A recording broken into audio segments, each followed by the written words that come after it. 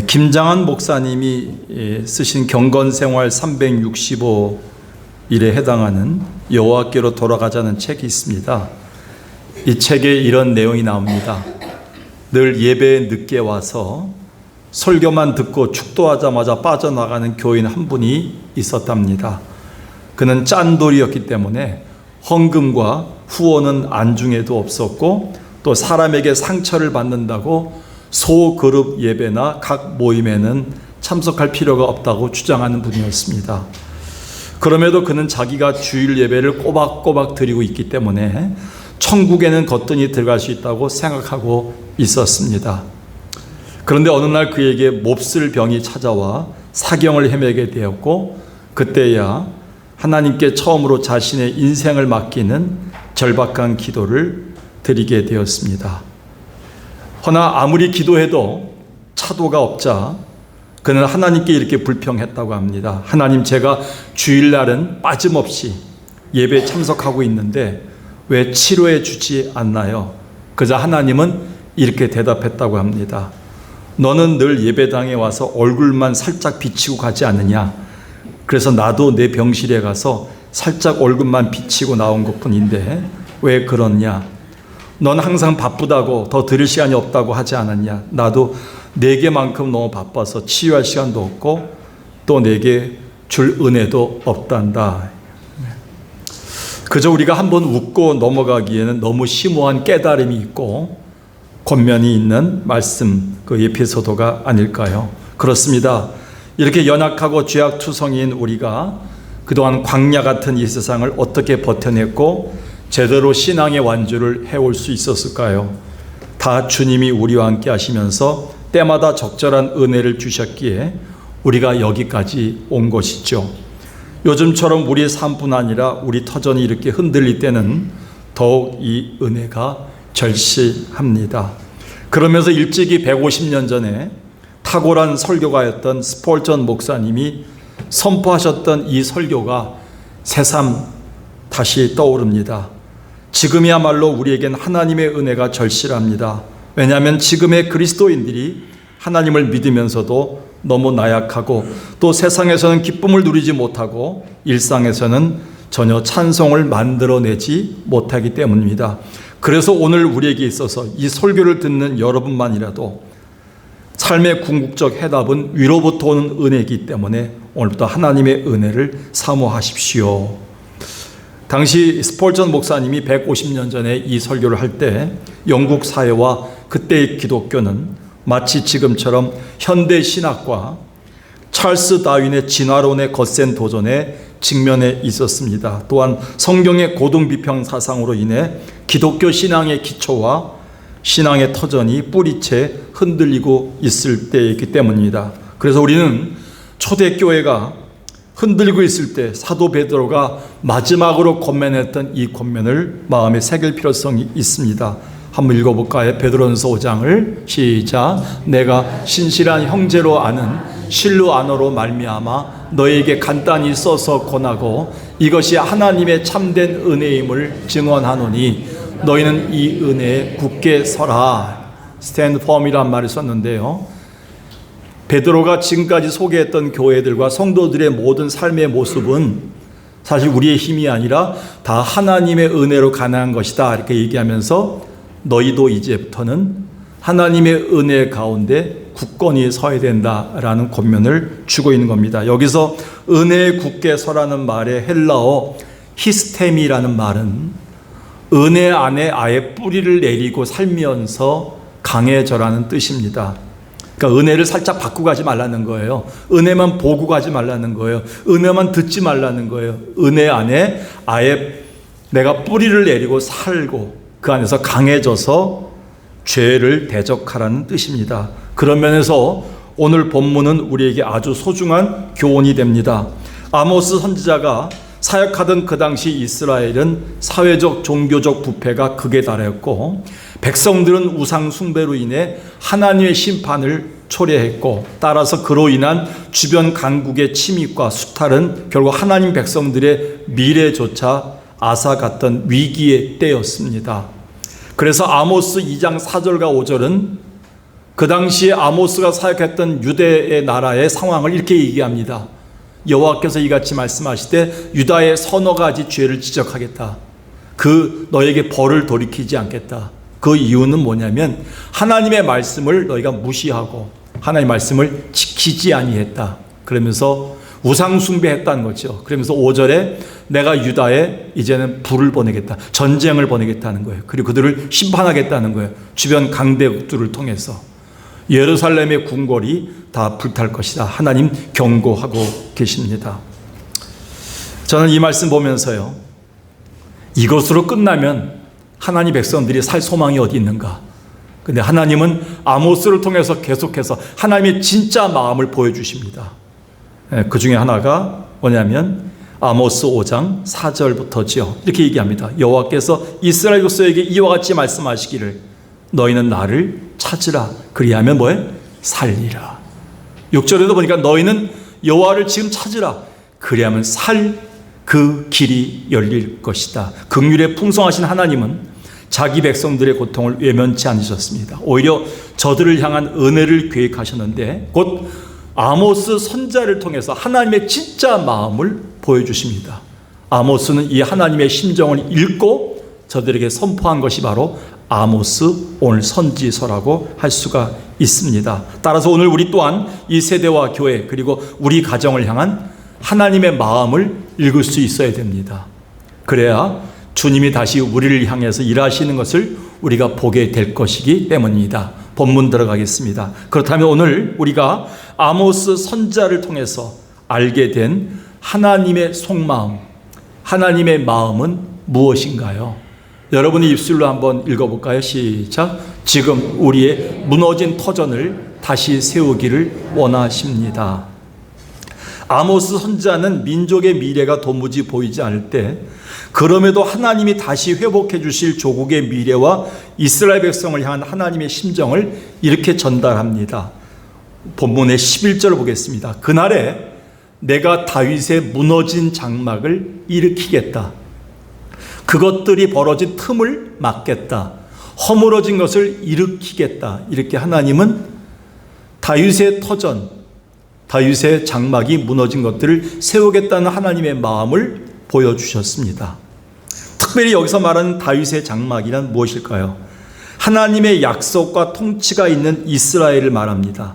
즉 하나님의 은혜로 그 찬란하고 강했던 이스라엘이 이제는 하나님께 불의를 행함으로 진노를 받아 결국에는 그로 인해 이스라엘은 마치 장막이 찢어지듯이 북이스라엘과 남유다로 쪼개진 무너진 상태를 말합니다. 마찬가지로 지금 우리의 가정도 부모 자식 간이나 부부 간에 있어서 그 터전과 근간이 무너지면 우리 스스로가 세운다는 것은 어불성설입니다. 하물며 기강이 무너진 나라를 다시 세우는 건 더욱더 불가능합니다. 그럼에도 하나님은 이제라도 나를 찾고 회개하는 백성들이 있으면 다시 품을 것이고 그 남은 자들을 통한 통일 왕국을 다시 세우겠다고 아모스를 통해 그 심정을 밝히신 겁니다.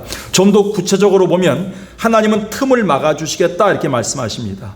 이제 이 말은 북이스라엘과 남유다로 분열된 채로 200년간을 버텨왔는데 그러다 보니까 문화나 생각이나 감정들이 다 틈이 벌어져 갔고요. 하나가 될 수 없는 나라가 되었습니다. 어떻게 이 나라에 소망이 있겠습니까? 근데 하나님은 다시 하나님의 은혜로 그 틈을 메꾸어서 통일 왕국의 터전을 다시 세워주시겠다는 약속을 보여주신 것입니다. 이게 하나님의 진짜 마음이었습니다. 우리가 알다시피 최근 몇 년 동안 우리 주변의 교회나 가정 터전 또한 많이 무너졌습니다. 그 틈이 벌어져 좀처 메우지 못하고 있는 현실입니다. 지난주에 제가 오후 예배 때 소개했던 것처럼 21세기 목회연구회와 21세기 교회연구회에서 그동안 코로나 이후에 한국교회 상황을 진단을 했습니다. 근데 너무 마음이 아픈 거는 40%가 아직 돌아오지 않고 있다는 것, 40%가 아직 직분을 회복하지 않고 있다는 결론을 내렸습니다.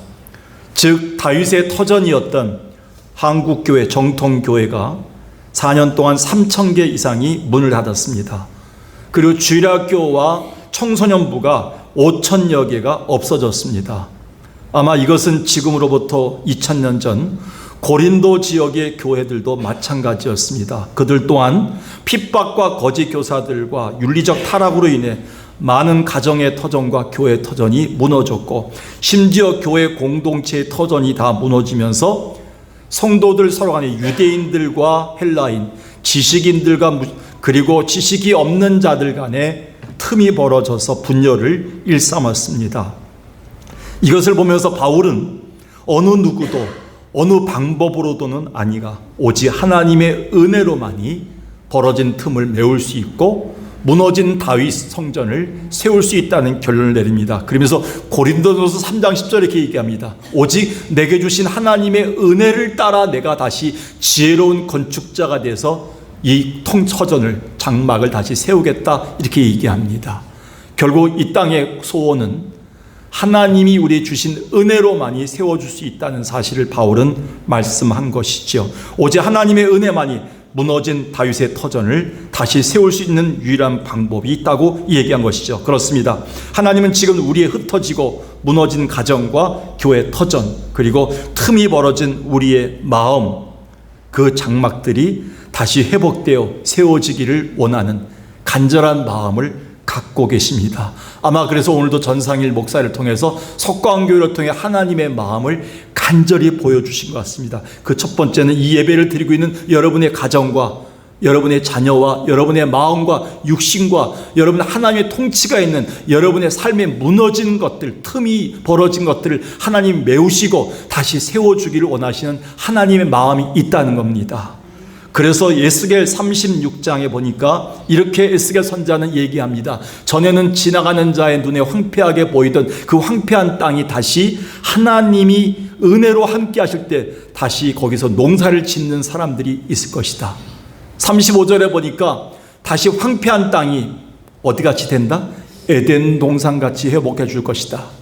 그리고 무너진 성읍들의 성벽이 세워지고 주민이 다시 생길 것이다, 이렇게 얘기합니다. 그래서 36절에 한번 다 같이 읽어볼까요? 시작. 너희 사방에 남은 이방이 나 여호와가 무너진 곳을 건축하며 황폐한 자리에 심은 줄을 알리라. 나 여호와가 말하였으니 이루리라. 성경학자들이 이 부분을 이렇게 얘기합니다. 코로나 이후에 우리가 인간적인 방법과 세상적인 방법을 다 써가면서 교회를 다시 세우고 다시 부흥을 일으킬 방법은 없다. 이젠 하나님의 능력과 말씀과 기도와 하나님의 능력만 사모해야 된다. 그래야지만 마지막 날에 30절에 있는 것처럼 주변 사람들이 하나님이 너희를 세웠구나 다시 이렇게 말하게 된다는 거예요. 지금까지는 어떤 유명한 목사님 때문에 교회가 커지고 유명한 교회 때문에 한국 교회가 이어지는 것 같고 세계에서 가장 유명한 사람들이 한국 교회에 많고 이렇게 자랑했던 것들이 코로나 때문에 무너졌지 않습니까? 이제는 뭐냐면 코로나 이후에 우리가 회복한 다음에 주변 사람들이 하나님이 그렇게 하시는구나, 하나님밖에 그 능력이 없구나 이렇게 말하게 된다는 거예요. 이게 다윗의 무너진 장막을 다시 세우는 하나님의 은혜라는 것이지요. 오늘 여러분 하나님의 마음을 읽으셨습니까? 이 마음을 품으시기 바라겠습니다. 오늘 우리가 무너진 터전을 다시 세우길 원하시는 하나님의 심정을 품고 돌아가는 자 되길 주의 이름으로 축원합니다. 두 번째는요, 한번 읽어볼까요? 시작. 지금 우리의 절대 빈곤을 풍성함으로 채우기를 원하십니다. 하나님의 은혜로 이스라엘이 전성기를 누릴 때는 주변 나라인 블레셋과 모압과 아람과 암몬과 에돔 등이 다윗 왕에게 와서 머리를 조아리고 조공을 바쳤습니다. 다윗 왕이여, 제발 조공을 받고 우리 나라를 침범하지 마세요. 그러니까 다윗이 가는 데마다 전쟁에서 승리하니까 주변의 많은 나라들이 다윗에게 와서 머리를 굽혔어요. 사무엘하 8장 1절과 14절에 나와 있어요. 다윗이 블레셋 사람들을 쳐서 항복을 받고 블레셋 사람 손에서 메덱 암마를 빼앗으니라. 14절 다윗이 에돔의 수비대를 두되 온 에돔의 수비대를 두니 에돔 사람이 다 다윗의 종이 되니라. 다윗이 어디를 가든지 여호와께서 이기게 하셨더라. 이게 다 하나님의 은혜 때문이었습니다. 그런데 그들이 이 하나님의 은혜를 망각하게 되자 범죄했고, 이에 다윗 왕국은 남북으로 분열되어 되레 주변 열방들에 의해서 철저하게 유린당했습니다. 곧 그들이 누린 풍성함은 사라지고 절대적 빈곤이 그들을 괴롭힌 겁니다. 그래서 아모스는 이렇게 탄식한 겁니다. 11절 13절을 보겠습니다. 주 여호와의 말씀입니다. 아모스 8장 바로 앞장에 8장 11, 13절에 보게 이렇게 나와 있습니다. 주 여호와의 말씀이라 보라 날이 이를지라 내가 기근을 땅에 보내리니 양식이 없어 주림이 아니며 물이 없어 가람이 아니요 여호와의 말씀을 듣지 못한 기갈이라. 사람이 이 바다에서 저 바다까지 북쪽에서 동쪽까지 비틀거리며 여호와의 말씀을 구하려고 돌아다녀도 얻지 못하리니 그날의 아름다운 처녀와 젊은 남자가 다 갈아여 쓰러지리라. 여러분, 젊은 사람들이 쓰러지고 젊은 사람들이 피곤하고 젊은 사람들이 미래가 없다 하면요, 그 나라의 미래는 없는 거예요. 교회도 마찬가지입니다. 오늘 우리에게서 심각한 것이 바로 아모스 8장까지의 내용이었습니다. 그런데 하나님이 여기서 끝났나요? 현재 우리의 모습일지 모릅니다. 이 모습이 상대적 풍요를 누리면서도 점점 피폐해져가는 우리의 마음과 영혼, 심령에서의 절대적 빈곤을 얘기한 거겠죠. 따라서 교회 공동체나 가정들이 오랫동안 예배와 찬송과 기도가 사라진 절대적 빈곤을 경험하고 있습니다. 이에 따른 영적인 고갈의 시대를 우리는 맞이하고 있습니다. 그러나 그럼에도 이토록 패역하고 배은망덕한 이스라엘을 하나님은 버리지 않으셨습니다. 저들에게 다시 파종과 수확을 약속하는 풍성함에 대한 그 마음, 하나님의 진짜 마음을 아모스를 통해 보여주셨습니다. 본문 13, 14절입니다. 여호와께서 가라사대 보라 날이 또 이를 것이다. 그때 파종하는 자가 곡식 추수하는 자의 뒤를 이으며 포도를 밟는 자가 씨 뿌리는 자의 뒤를 이으며, 그러니까 수확을 하게 되면 또 씨를 뿌리고 씨를 뿌리면 금방 수확하게 되고, 그리고 산들은 단 포도주를 흘리며 작은 산들은 노구리라. 14절까지 읽겠습니다. 내가 내 백성이 이스라엘이 사로잡힌 것을 돌이키겠다. 그들이 황폐한 성읍을 건축하여 거주하며 포도원들을 가꾸고 포도주를 마시며 과원들을 만들고 그 열매를 먹으리라. 특별히 여기서 13절 말미에 작은 산들은 노구리라는 표현이 있습니다. 이것은 산에서 기르는 양이나 염소들의 가축들이 젖이 풍성해서 그 산에 흐르는 것처럼, 산이 녹는 것처럼 이렇게 풍성한 은혜를 주시겠다는 거예요. 하나님이 이 풍성한 은혜를 약속해 주십니다. 뿐만 아니라 14절 마지막에서 사로잡힌 것을 돌이키신다고 하면서 이스라엘 백성들이 바벨론의 포로에서 완전히 돌아오는 풍성함의 은혜를 약속하십니다. 사실 이것은 희생과 감사제가 있는 예배에 대한 온전한 회복이요, 교회 공동체가 누리는 풍성함의 축복을 말합니다. 곧 그들의 절대 빈곤을 풍요로 바꾸시는 하나님의 마음을 보이신 것입니다.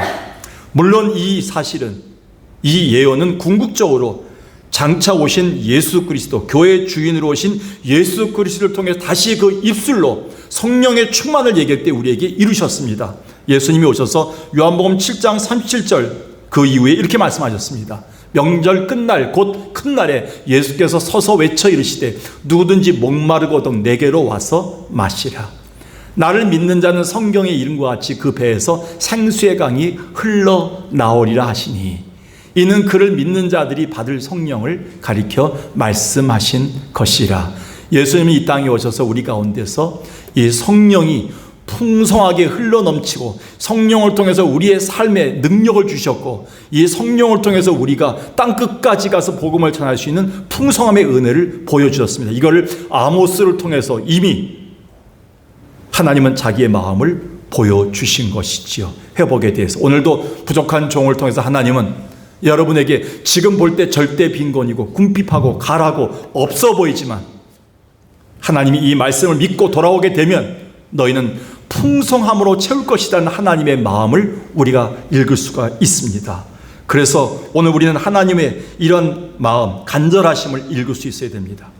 갈급하고 빈곤한 심령을 다시 풍성함으로 채우시는 하나님의 마음을 알아야 됩니다. 그래서 능력의 권세를 가지신 주님은 지금도 빈곤해진 우리를 포기하지 않으시고 오히려 변함없는 애정으로 우리를 간절히 찾으시는데, 그 이유는 한 가지밖에 없어요. 우리를 빈곤함에서 벗어나서 우리에게 풍성함으로 채우기를 원하시는 것밖에 없다는 것입니다. 그래서 이사야 55장에서 이사야는 이렇게 경고합니다. 메시아의 그 예수 그리스도가 메시아가 올 때 너희들이 가져야 될 인간의 자세, 하나님 백성들의 자세는 이거 하나밖에 없다는 겁니다. 한번 읽어볼까요? 시작. 오라 너희 모든 목마른 자들아 물로 나오라. 돈 없는 자도 오라. 너희는 와서 사 먹되 돈 없이 값없이 와서 포도주와 젖을 사라. 너희는 여호와를 만날 만한 때 찾으라. 가까이 계실 때 그를 부르라. 여러분, 코로나 이후에 하나님이 어느 때보다도 한국교회 가까이 계십니다. 석광교회 그 어느 때보다도 58년 역사 중에 가장 가까이 계시는 것 같습니다. 우리가 하나님 앞에 돌아오지 못한 사람들이 많을 때, 피폐해진 사람이 많을 때, 지난 코로나 기간 때 많은 분들이 돌아가셨습니다. 많이 병상에서 지금 이 예배를 듣고 계십니다. 이분들이 이렇게 될 때 하나님이 가장 가까이 계실 때입니다. 우리는 하나님을 다시 찾고 이 절대 빈곤과 궁핍의 세대를 물려주지 말고 다시 풍성하게 채우기를 원하시는 하나님의 심정을 품고 이 심정을 후대에게 물려줄 수 있는 여러분 되시기를 주의 이름으로 간절히 축원합니다. 마지막 하나님의 마음이 무엇입니까? 한번 읽어볼까요? 시작. 지금 우리의 삶이 흔들리는 것을 견고하게 세우기를 원하십니다. 도종환 시인이 쓴 흔들리지 않고 피는 꽃이 어디 있으랴라는 시집이 있습니다. 이 책의 114쪽에는 주제 시가 수록되어 있는데 이렇게 쓰여 있습니다. 흔들리지 않고 피는 꽃이 어디 있으랴. 이 세상 그 어떤 아름다운 꽃들도 다 흔들리면서 피었나니 흔들리면서 줄기를 곧게 세웠나니 흔들리지 않고 가는 사랑이 어디 있으랴. 젖지 않고 피는 꽃이 어디 있으랴. 이 세상 어떤 빛나는 꽃들도 다 젖으며 피었나니 바람과 비에 젖으며 꽃잎 따뜻하게 피었나니 젖지 않고 가는 삶이 어디 있으랴. 아무도 아멘 안 하시는군요. 시집이니까요. 근데 참 의미 있는 시 아니겠습니까? 여기까지 오신 우리 권사님들 보면 다 꽃이에요. 제가 다른 데 꽃을 보러 갈 마음이 없어요. 여기 꽃이 너무 분별이 안 돼요. 그래서 여러분, 여기 권사님들, 장로님들, 집사님들 보면 다 꽃입니다. 이분들이 여기까지 피우기까지 흔들리지 않고 피워온 사람이 있겠습니까? 다 저 비바람에 젖으면서 온 분들이에요. 근데 여기서 버텨내고 예배까지 드리고 끝까지 코로나를 겪어내고 여기서 아멘 할렐루야 하면서 후배들을 위해서 기도하고 있는 거예요. 여러분들 아름다운 꽃이 된 거예요. 그런데요, 그래서 이 말씀 우리가 보면서 이 말씀을 읽다 보니까 우리가 나이 들어가면서 성숙하다는 거, 우아하다는 것은 다른 게 없는 것 같아요. 그것은 우리가 위기나 극한 상황에 닥쳤을 때 모든 게 흔들리고 무너져 간다고 얘기할 때 덜 흔들리는 분들, 이왕이면 견고하게 잘 버텨내는 모습이 저는 참 신앙이라고 생각합니다. 이에 다윗도 이렇게 고백했지요. 시편 16편 8절에 다윗도 흔들렸지요. 근데 내가 여호와를 항상 내 앞에 모심이요 그가 나의 오른쪽에 계심으로 내가 뭐예요? 흔들리지 아니하리라. 지금은 저희 차에 이제 아내가 사모가 이제 오른쪽에 타는데 제가 혼자 타고 갈 때는 될 수 있는 대로 사람들을 앞에 태우지 않습니다. 왜냐하면 오른쪽에 주님이 계시다는 생각을 하니까 운전을 잘하게 되더라고요. 근데 주님이 없다는 생각하게 되면 과속하게 되고 막 욕이 막 나오더라고요. 그래서 누가 내 블랙박스를 틀어보면 놀라겠다. 그 정도로 뭐냐면 너무 험하게 살고 있더라고요. 아, 주님이 옆에 계시니까 내가 흔들리지 않는구나. 다윗의 고백이 우리의 고백이 되는 것처럼 주님은 우리에게 참으로 흔들리지 않게 견고히 우리를 뿌리를 내리게끔 하나님은 우리에게 그 마음을 갖고 계세요. 그게 하나님의 진짜 마음이었습니다. 그래서 바울은 당시 여러 가지 일로 흔들리던 고린도 교회에게 이렇게 마지막으로 권면합니다. 고린도전서 15장 58절 한번 읽어볼까요? 시작. 그러므로 내 사랑하는 형제들아 견실하여 흔들리지 말고 항상 주의 일에 더 힘쓰는 자들이 되라. 이는 너희 수고가 주 안에서 헛되지 않은 줄 알미라. 바울이 자주 표현했지요. 우리가 흔들리지 말아야 되고요. 견고하게 서 있어야 될 이유를 또 얘기했죠. 뭐냐면 열심히 수십 년 동안 교회 봉사하고 열심히 살았는데 나중에 끝이 안 좋은 사람들이 많다는 거예요. 그렇게 되지 말라는 거예요. 마무리를 잘하라는 거예요. 완주하라는 거예요. 이왕이면 수십 년 동안 사역했던 이런 사역장에서 열매까지 거두라는 거예요. 근데 그렇지 못한 사람들이 많다는 거예요. 왜냐하면 자꾸 흔들리기 때문에 그래요. 어느 사람의 말 한마디에 흔들리고, 물질에 흔들리고, 뉴스에 흔들리고, 환경에 흔들리고, 내가 조그만 질병이 와도 흔들리고, 자꾸 흔들리는 모습 보여주니까 주변 사람들이 나를 볼 때 더 흔들리는 거예요. 우아하지 못한 거예요. 잘 버텨내는 모습이 없으니까 신앙생활을 하겠다는 후배들이 없는 거예요. 우리의 믿음이 헛되지 않기 위해서는요, 주님의 마음을 알아야 됩니다. 주님, 우리가 흔들리지 않고 견고하게 세워주기를 원하고 계십니다. 역사적으로 보면 하나님에 대한 유일신 야훼 신앙과 기독교적 세계관으로 무장되지 않았던 나라들은 다 무너졌고 사라졌습니다. 성경에 등장했던 바벨론, 아수르, 페르시아, 로마 제국 같은 화려한 나라들도 당시에는 견고해 보였지만 마치 천국이 도래한 것 같은 번영을 누렸지만 모두 성벽과 돌들은 다 무너져 버렸습니다. 그렇기 때문에 하나님은 아모스 선지자를 통해서 이렇게 그 심정을 전하셨습니다. 아모스 9장 15절 보겠습니다. 내가 저희를 그들의 땅에 심으리니 저희가 내가 준 땅에서 다시 뽑히지 않게 하겠다. 코로나 때 잠시 흔들리고 뽑혔던 분이 계시다면요, 어떤 분 때문에 잠깐 흔들렸고 뽑힌 분이 계시다면 이제는 다시 하나님의 약속을 믿고 하나님이 다시 심으실 때 뽑히지 않는 은혜를 누리시기 바라겠어요. 아무리 뽑아도 뽑히지 말아야 됩니다. 우리가요. 그들에게 일찍이 약속하셨던 하나님은 에레미야를 통해서 또 이렇게 우리에게 약속을 반복해 주십니다.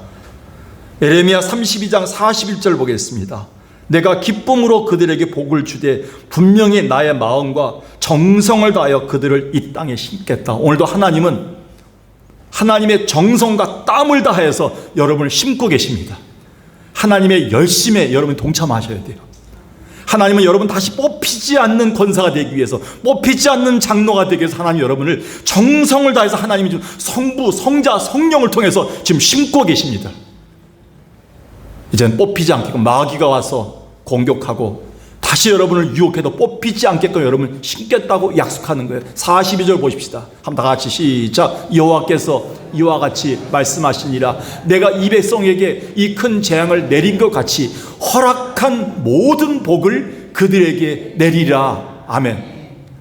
어떤 사람이 이 땅을 떠날 때 가장 아쉬운 게 그래요. 하나님의 약속을 받았던 그 복을 우리 가정에서 내가 살면서 다 누리지 못하고 가는 게 너무 마음이 아프다는 거예요. 우리에게 하나님 주신 게 100인데 어떤 사람은 30도 못 누리다가 도중에 실수하고 잘못하고 흔들리고 뿌리째 뽑혀갖고 70을 못 누리고 한 분들이 있어요. 마지막 주님 나라 가는 날까지 야곱처럼, 이삭처럼 마지막 지팡이에 의지해서 마지막 예배를 드리면서 지팡이가 떨리면서 그 순간까지도 예배 드리며 갈 수 있는 여러분 되길 주의 이름으로 축원합니다.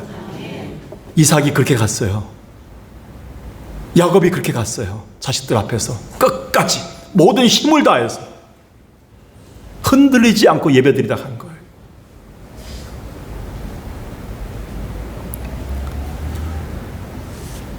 그래서 바울은 하나님이 예수 그리스도를 통해 보여주신 이 하나님의 마음을 다시 이렇게 전달했습니다. 마지막 성경 에베소 3장 16, 17절 보겠습니다.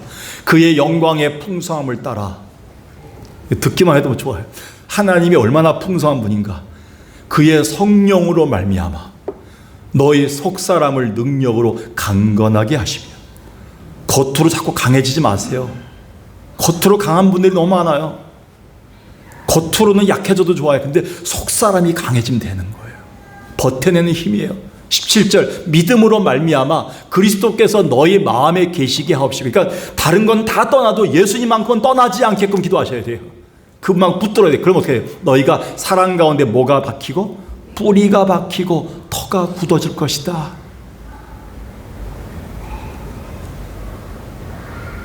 자존심 무너져도요, 섭섭해져도요, 누가 나를 핍박해도요, 예수에게 뿌리 박은 것만큼 예수 이름만큼은 붙잡고 계세요. 그럼 여러분 견고한 자들이 될 수 있는 거예요. 오늘 우리의 삶이 흔들리는 현실 속에서 견고히 세우기를 원하시는 하나님의 심정을 품는 자 되기를 주의 이름으로 축원합니다. 오늘 말씀을 마칩니다. 올해 들어와서 우리 교회는 풍성함의 은혜를 사모하면서 기도하고 있습니다. 그렇지만 안타깝게도 코로나 팬데믹을 겪으면서 너무나 많은 터전들이 흔들리고 틈이 벌어져 있습니다. 어떻게 할까요? 곳곳에는 절대 빈곤으로 인한 영과 육의 고통을 호소하고 있습니다. 그러나 이제라도 우리는 은혜 주시기를 원하시는 하나님의 그 심정을 분명히 읽고 다시 하나님의 은혜로 채워 나가야 되겠습니다. 하나님, 아모스 선지자를 통해 주셨던 하나님의 심정은 무엇인가요? 지금 우리의 무너진 터전이 있습니다. 다시 세우기를 간절히 원하고 계십니다. 오늘도 하나님은 열심히 심고 계십니다. 여러분 마음속에, 여러분 가정 속에, 여러분 사업 중에 하나님이 열심히 심고 계십니다. 다시 건강을 심고 계십니다. 회복을 심고 계십니다. 이걸 확실하시기 바라겠어요. 그리고 우리의 절대 빈곤을 풍성함으로 바꾸기를 원하시는 하나님의 그 심정을 우리가 아시기 바라겠어요. 흔들리는 우리의 삶이 견고하게 세워지기를 하나님은 간절히 원하고 계세요.